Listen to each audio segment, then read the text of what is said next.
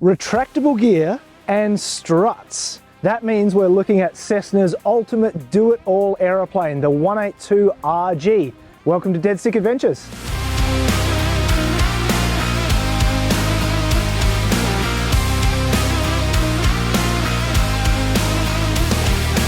So this video is going to be in 4 parts. We're going to talk about some history of the 182 RG and how it came to be. We're going to do a walk around of this gorgeous exterior. We're going to have a look at the also very, very nice interior of this particular plane. And then we get to go fly it. And of course, there's chapters down below so you can skip to the bits that you actually want to hear about. Now onto the history. We've all heard of the Cessna 182, the fixed gear, 4-place, high-performance piston single that Cessna produced in 1956 and still continues to produce today. Probably one of the most versatile and useful planes that's ever been produced.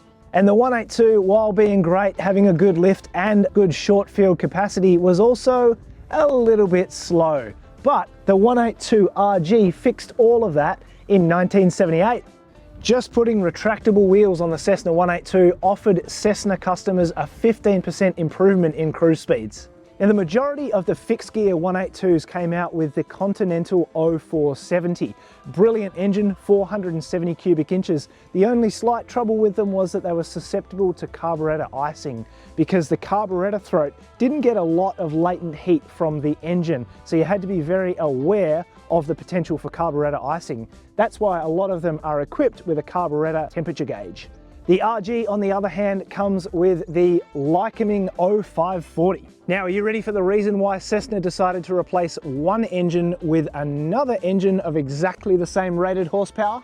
It's all got to do with the design of the sump. The sump in the Continental, believe it or not, wasn't suited to having this wheel fold up into the wheel well into the front of the engine bay. So the Lycoming 0540 was a much better fit. And that's the reason why when you look at a 182 versus a 182 RG, you can see the difference in the shape of the cowl. This is also one of the lowest horsepower Lycomings around. It's 235 horsepower from 540 cubic inches, so it's not working real hard. Compare that to the engine in the Piper Chieftain. That's a TI 0540, which is making 350 horsepower from the very same engine, albeit with a turbocharger. That makes the engine pretty versatile. And you could also get the 182 RG in a turbo variant with optional oxygen, which would be interesting because it's a turbo but still carburetted. 70s technology. Now, as with all good things coming out of the US of A, there's an STC available for the 182 RG. I picked this up in the research for this video. Airplanes out of Wichita, Kansas do an STC mod for this aircraft, where they put a 300 horsepower engine in it. 235 horsepower up to 300 horsepower turns it into a complete hot rod. That's good for 168 knots TAS. That's 210 speeds. What's STC, I hear you ask? A standard technical order, which is an engineering document from the FAA saying you are good to put a 300 horsepower engine in a 182 RG, for example. One thing to note that's a little bit different with the different engine in the RG is there's a little door on the right-hand side here, which contains the fuel strainer and dipstick, but the oil filler is over on this side. So the fuselage for the 182 RG is exactly the same as the fixed gear 182, except for the cutout for the gear. And of course, Cessna practicality. We've got a door on each side of the fuselage, one for the pilot, one for the passenger. And of course, we've got the standard 182 baggage door. So the baggage area is slightly restricted by this massive wheel well where those wheels fold up into. Man, look at this paint. It's so smooth and shiny.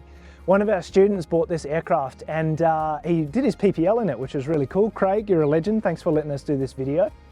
When he bought it, it was misrigged. So what that means is that when you were flying along, it wouldn't fly straight. You had to have the rudder trim all the way out to the right. We got that fixed at the latest 100, and that means that the aircraft's picked up a couple of knots of cruise speed, which is pretty nice because it's already a very quick machine.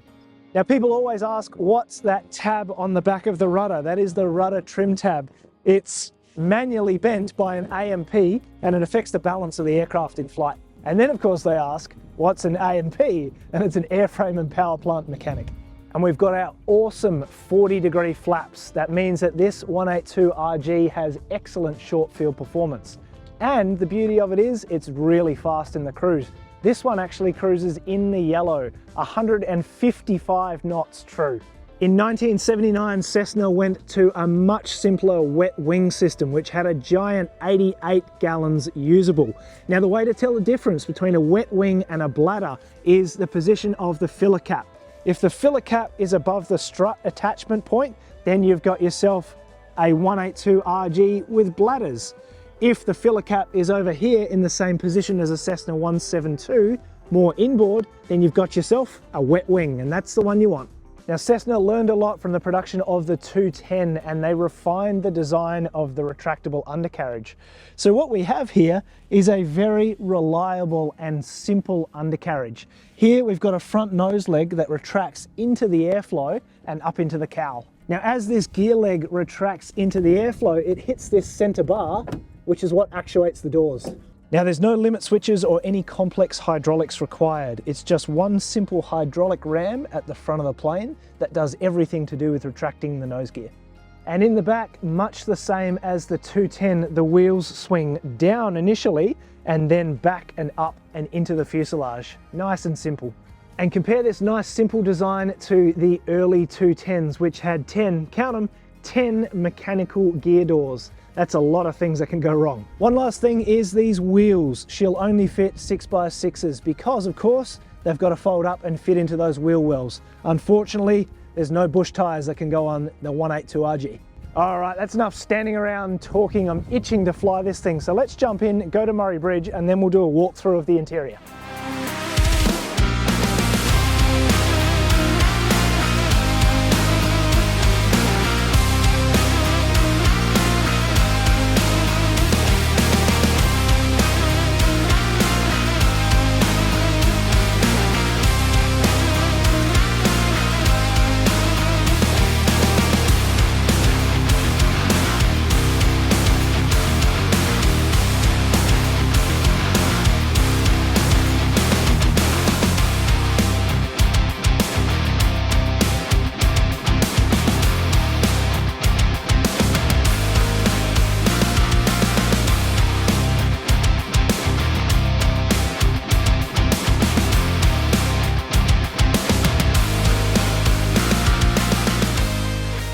This is absolutely one of the most comfortable GA planes I've ever been in.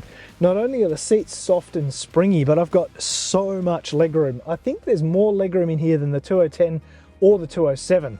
I could sit back here for a good couple of hours. I've got fresh air vents up here. I've got my mic jacks just down by my left knee here. Seat back pockets in front of me. I've got a good view. It's a panoramic view. I've got full vision all the way around. It's a really comfortable airplane. And if I want to light up a smoke, I've got a little ashtray there. Something I love about this 182 is how light the controls are. The RG hasn't got that big fairing and it hasn't got centering springs on the nose gear. So what you find is the rudders are really, really light, and the controls up here, both the yoke, the elevator and the aileron, are super light and really easy to fly. So this aircraft's really nicely set up for IFR. You've got your standard six-pack here, and we've got a nice HSI with a course bar and a heading bug in there. And of course, we've got a VOR and ILS receiver. All right, so here we've got a 530 and a 430. So two GPSs, really good setup for IFR. And then we've got our single axis autopilot, which just reduces the load as you're flying in clouds. We've got the autopilot here. Of course, we've got our blue lever because she's a constant speed. Coming down, we've got the elevator trim, we've got the rudder trim, and of course, we've got cow flaps because it's a 182. Look after that big old 540 engine. So being a 182, the front seat's really comfortable. It's got a 5-inch wider fuselage than a 172. So that means that you're not crammed up against each other when you're sitting here with an instructor or with a passenger. The other thing that's really nice is you get a great view. In a 182, we've got these little extra cushions, lifts us up, and the 182's got this nice spacious view out the front windscreen and then out both sides. It's a really roomy, comfortable cabin. We've got the gear lever here, of course, with a down light and an up light. That controls the electro-hydraulic pack that runs the gear. Then, of course, down here on the floor, we've got a manual gear extension lever. All we do is select gear down, pull this little lever out, just like that, and pump the gear down, or back up, but I didn't tell you that. I know I say this about every aircraft that we do a video on, but I think the 182RG has got to be my favourite GA aeroplane. And with full tanks, you can still haul 700 pounds or about 350 kilos. That's enough fuel to get you all the way from Adelaide to Alice Springs, and Australia is a very big continent. Gives you 5 hours range. It's pretty impressive. Now, something that I always carry with me is a CO sensor. You never know when these exhaust manifolds are going to start developing a leak. There was a crash, Sydney Seaplanes, really unfortunate. They had a leak in the firewall where some exhaust got through. Carbon monoxide got in and made the pilot make some silly decisions. The trouble with carbon monoxide is it makes you think you're doing really well. You may not necessarily be doing quite so well and making very good decisions. So I got one of these from RAOz. This is not a sponsor, this is just something that I carry all the time because I really like having it. It just starts beeping when it's got CO detected. It's a much, much better solution than these little dark spot carbon monoxide detectors, which just flat out, they work, but they're not very good. So I use this little guy every day and I find the batteries last about 3 months. This is a plane that can take 4 medium-sized adults with 5 hours worth of fuel at 160 knots, and when you get there, land on a 500-meter runway. Now that is pretty special. Now try doing that in your Mooney. And there you have it, the Cessna 182RG, one of the best damn GA planes around. It's a real pity that Cessna stopped making them in 1986.